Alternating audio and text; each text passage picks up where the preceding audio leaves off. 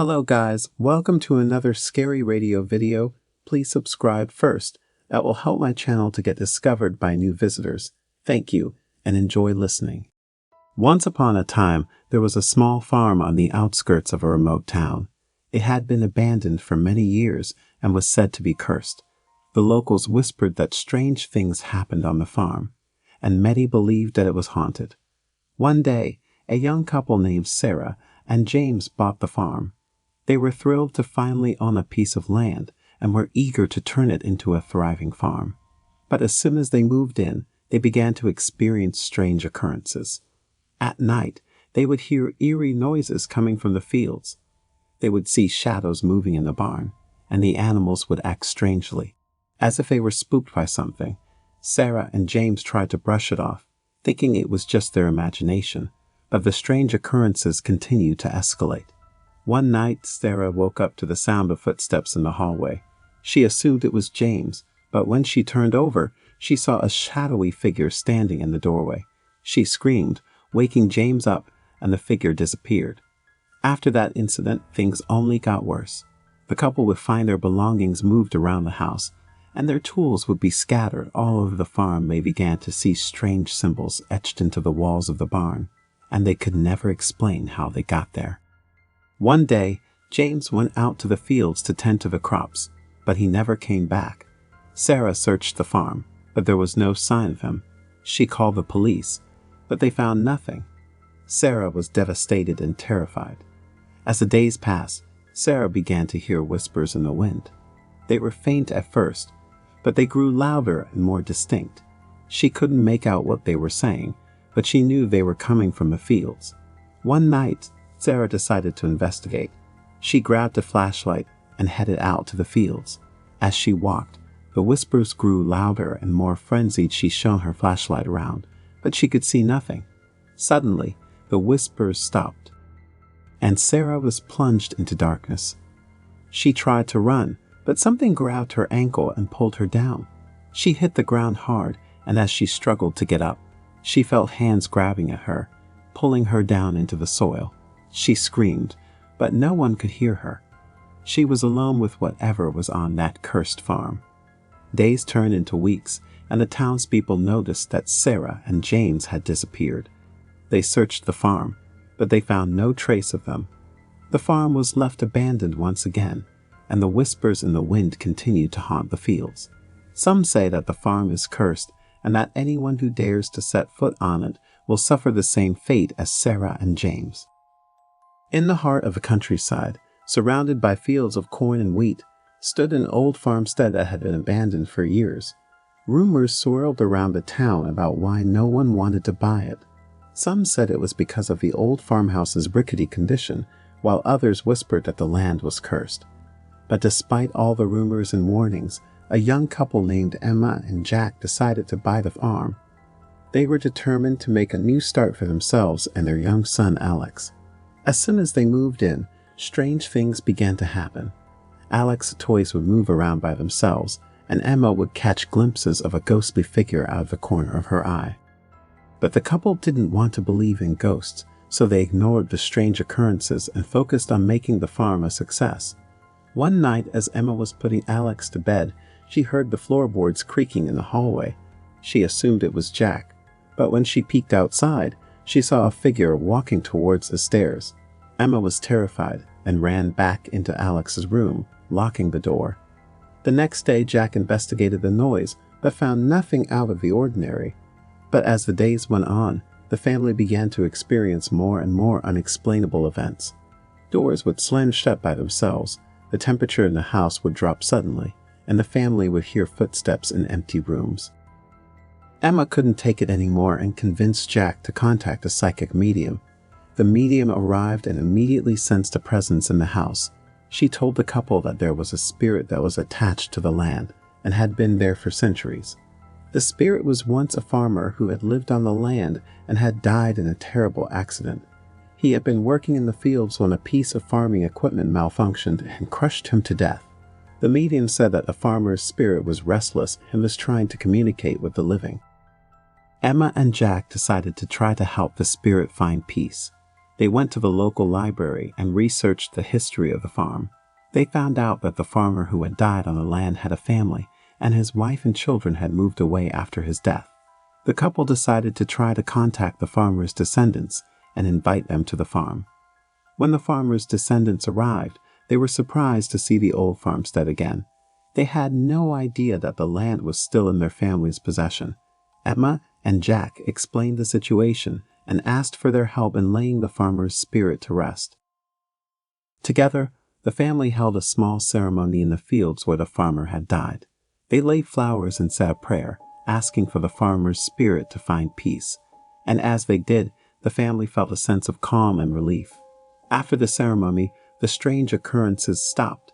The family felt like they were finally at home on the farmstead. The land was no longer haunted, and the farmer's spirit had finally found peace.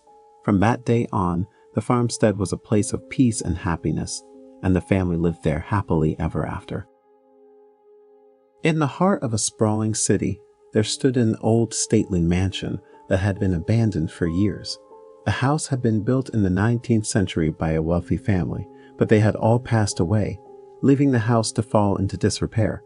The mansion had a reputation for being haunted, and few dared to venture too close to it after dark. One summer, a young woman named Emily moved to the city to start a new job.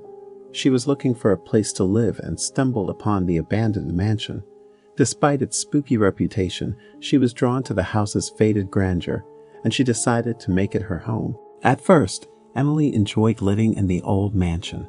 She spent her days exploring its sprawling rooms and dusty hallways, marveling at the ornate moldings and intricate wallpaper. But as the nights grew longer, she began to experience strange things. She heard strange noises coming from the walls and floors, and she saw ghostly apparitions lurking in the shadows.